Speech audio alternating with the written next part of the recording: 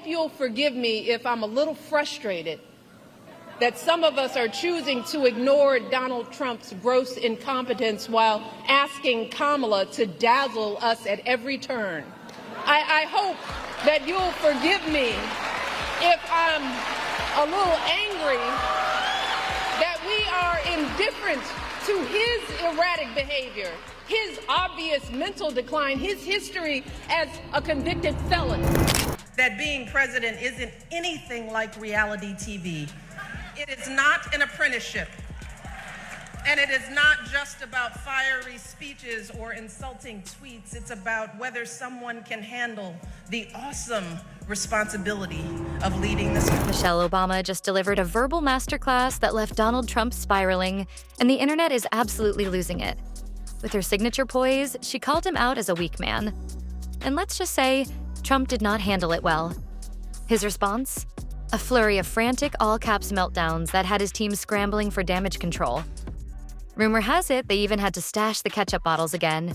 The chaos is unreal, and you won't believe how this showdown played out. We know how easily people twist my words. We know folks are going to do everything they can to distort her truth. My husband and I sadly know a little something about this. For years, Donald Trump did everything in his power to try to make people fear us. See, his limited, narrow view of the world made him feel threatened by the existence of two hardworking, highly educated, successful people who happen to be black. Michelle said, Barack and I have dealt with this for years. Donald Trump spent his entire presidency trying to make people fear us.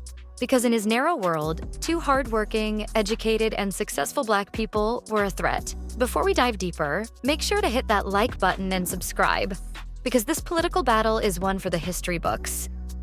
Trump swears he's moved on, yet the second Michelle speaks, he's back in full meltdown mode, ranting, raging, and scrambling to discredit her, like his entire legacy depends on it. We have a candidate for president who over the course of his lifetime, in the course of this campaign, has said things about women that are so shocking that I simply will not repeat anything here today. It has shaken me to my core in a way that I couldn't have predicted. This was a powerful individual speaking freely and openly about sexually predatory behavior and actually bragging about kissing and groping women, using language so obscene that many of us were worried about our children hearing it when we turn on the TV. The irony? He calls himself a winner, yet he's spent years obsessing over the man who came before him. We have a presidential candidate who has said things about women so vile, I won't even repeat them, Michelle continued. Hearing it shakes me to my core. This is a powerful man who has openly bragged about predatory behavior. Using language so obscene, parents had to cover their children's ears. And here's what makes it even more brutal. Michelle doesn't need to insult Trump or even acknowledge him directly. Simply existing with grace, intelligence, and integrity is enough to send him into a tailspin. Imagine spending your life chasing admiration, only to realize your biggest rival doesn't even have to try. I'm sick of all the chaos and the nastiness of our politics. It's exhausting. And frankly, it's depressing. So I understand wanting to shut it all out. While Trump throws tantrums about rigged elections and victimhood, Michelle is out here securing best-selling book deals, Netflix partnerships, and a level of global respect he couldn't buy if he poured his entire campaign budget into it. I am exhausted by the division and ugliness in our politics, she admitted. I understand why people want to tune it out, and yet Michelle remains unshaken. Because at the end of the day, she knows the truth. Nothing unravels Trump faster than a woman who refuses to feed his fragile ego. He craves validation, yet the one person who effortlessly commands the world's admiration sends him into a frenzy. It's poetic. While Trump rages about being treated unfairly, Your support on November 5th, you know what's nasty to me? Michelle Obama. She was, ooh. I always tried to be so nice and respectful. Oh, she opened up a little bit of a box. She opened up a little bit of something. Oh, she was nasty. Ooh. Shouldn't be that way. That was a big mistake that she made. Michelle is out there creating real change, empowering young women, championing education. This is leadership. And with your support on November 5th, the choice has never been clearer. You know Michelle Obama, Trump sneered. Ooh, she was nasty to me. I was always so nice and respectful. But she opened up something. Oh yeah, she did. She was nasty. Big mistake. Every time Michelle Obama speaks about unity, resilience, or compassion, 8 years. In his first term alone, Barack had to rescue our economy from the worst crisis since the Great Depression. He had to make the call to take out Osama bin Laden, respond to devastating natural disasters like Hurricane Sandy, and so much more. So when it comes to the qualifications we should demand in a president, to start with, we need someone who'll take the job seriously. Trump reacts like she just broadcasted his worst Yelp review on national television. His meltdown isn't just insecurity. It's pure panic. No matter how many rallies he holds, how many slogans he slaps on hats, or how many times he pretends to be for the people, he'll never have what Michelle has: credibility. And that's what really stings.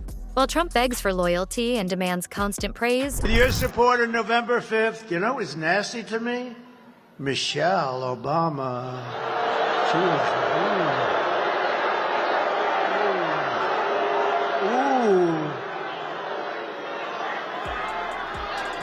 I always tried to be so nice and respectful. Oh, she opened up a little bit of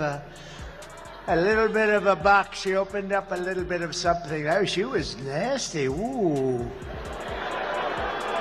Shouldn't be that way. That was a big mistake that she made. Michelle simply earns it. People don't need to be convinced to respect her. They just do. And deep down, Trump knows the truth. No matter how loudly he shouts, Michelle will always outshine him, without even trying. During Barack Obama's first term, he pulled the country out of the worst economic crisis since the Great Depression, made the call to take out Osama bin Laden, and led through disasters like Hurricane Sandy. He took the job seriously. That's leadership. Meanwhile, the second Trump sees someone with actual intelligence, dignity, and global respect, he's off on another social media meltdown, like a teenager who just lost his Wi-Fi. But Michelle? She's a different kind of nightmare for him. She's everything he's not. Respected, accomplished, and worst of all for him, completely unbothered by his existence. And that is the real dagger. Trump thrives on attention, whether it's admiration or outrage. But Michelle doesn't give him the satisfaction of engagement. She doesn't waste her energy on petty insults or Twitter feuds. She just states the truth, drops the mic, and moves on, while Trump is left scrambling, firing off his latest all-caps rant. And the worst part for him? Michelle doesn't just have supporters, she has influence. She's shaping policy, leading initiatives, and setting the gold standard for grace under pressure. Meanwhile, Trump's supporters constantly need to be reminded that he's still relevant as he bounces from one courtroom to the next. No matter how many times he tries to rewrite history, Michelle remains the ultimate reminder of everything he will never be. You remember when I met with Obama? Trump whined. His wife was very nasty to me the other day. That was not nice. She was very nasty. I was always very respectful, but oh, she got up there and oof, that shows you how nervous they are about what's happening. She was nasty 2 days ago. The difference? Michelle speaks and people listen.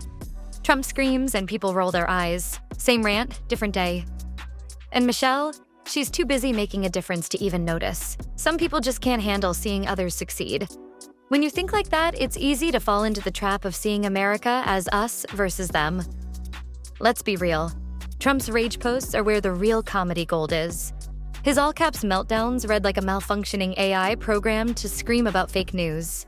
One second, he's ranting about Michelle Obama, and the next, he's somehow blaming low water pressure or the price of hamburgers for his downfall.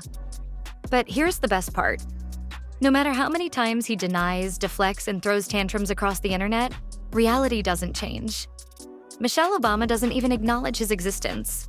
While she's out there writing bestsellers, inspiring millions, and making a real impact, Trump is holed up in some Mar-a-Lago banquet hall, rambling into a microphone about how unfairly he's been treated. And the cycle repeats, like a bad sitcom rerun. He always takes the bait. proving time and time again that no amount of power, money, or gold-plated furniture can make up for the fact that he's constantly being outclassed by someone who doesn't even have to try. It's a masterclass in effortless dominance. And Trump? Well, he's just giving the world another meltdown to meme. I was so nice to her out of respect, Trump whined. But she hit me. She hit me the other day. I asked my people, am I allowed to hit her back? And they said, take it easy, sir.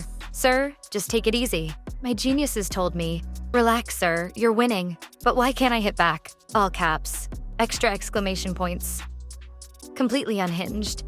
It's like watching a toddler throw a tantrum in a designer high chair. And the funniest part? His followers eat it up. They cheer him on as he spirals, completely oblivious to the fact that the more he rants into the void, the more he proves Michelle right. The contrast between Michelle Obama and Donald Trump is so stark, it could be an instructional video on leadership versus reality TV drama. Michelle delivers speeches that inspire generations. Trump's idea of public speaking is yelling about TV ratings and imaginary accomplishments while struggling to pronounce words with more than 2 syllables. Michelle wrote a best-selling memoir that millions actually read. Trump launched a blog that flopped faster than expired milk. Michelle built initiatives that uplift communities. Trump's biggest cultural contribution is making red hats a warning sign. And let's not forget Melania. Poor Melania, who always looks like she's mentally mapping out her escape plan in real time. If Michelle Obama embodies grace and dignity, Melania embodies a woman who's just waiting for the perfect moment to make her move. And who's going to tell Trump? Who's going to break the news that the job he's chasing so desperately might just be one of those black jobs he always seems to have an issue with? Because let's be honest, his all-caps meltdowns? They're an unintentional comedy special. Trump's rants read like a glitching robot stuck on fake news mode. One second, he's raging about Michelle Obama, and the next, he's blaming shower pressure or the price of hamburgers for his downfall. The reality stays the same. Michelle Obama doesn't even acknowledge his existence.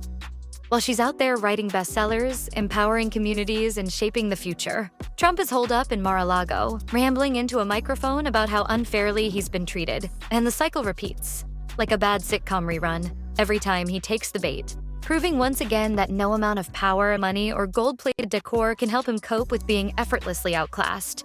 It's a masterclass in dominance, without even trying. And Trump? He's just providing the world with another meltdown to meme. Tradition dictates that a sitting president invites their predecessor back to unveil their official portrait. But Trump? He refused to follow even that basic norm. Those portraits sat ready for years.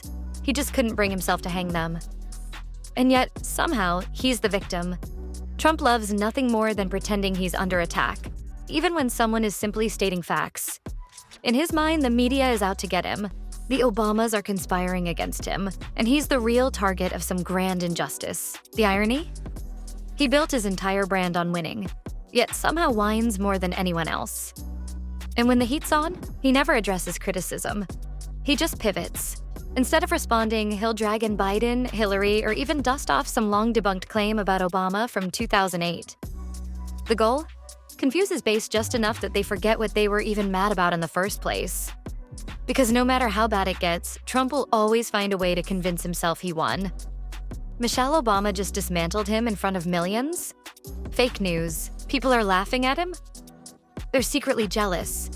His approval ratings are lower than expired yogurt? Lies. In Trump's world, reality is just an inconvenience that can be drowned out with enough caps lock and exclamation points. Did you see Barack Hussein Obama last night?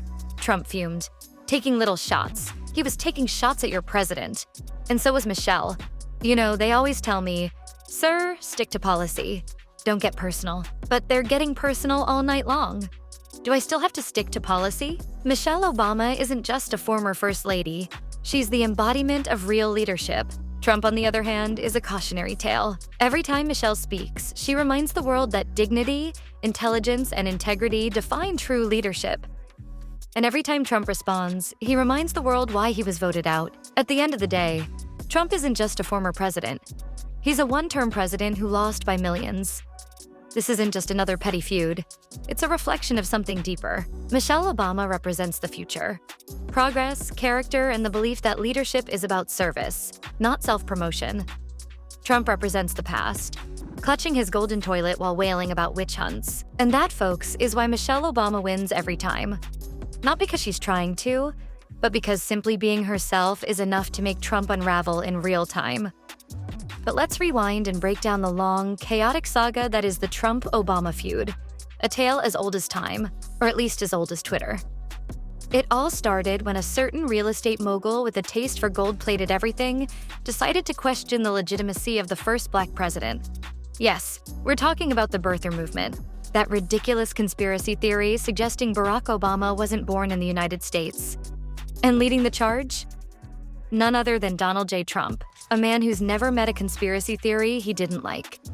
Fast forward to 2016, Trump is running for president, much to the dismay of anyone with a working frontal lobe. Michelle Obama, ever the picture of grace and composure, takes to the campaign trail to support Hillary Clinton. She delivers a series of speeches that are both uplifting and scathing, all without ever sinking to Trump's level of petty mudslinging. One speech, delivered in New Hampshire, takes direct aim at the infamous Access Hollywood tape, where Trump brags about his ability to sexually assault women. Michelle doesn't hold back.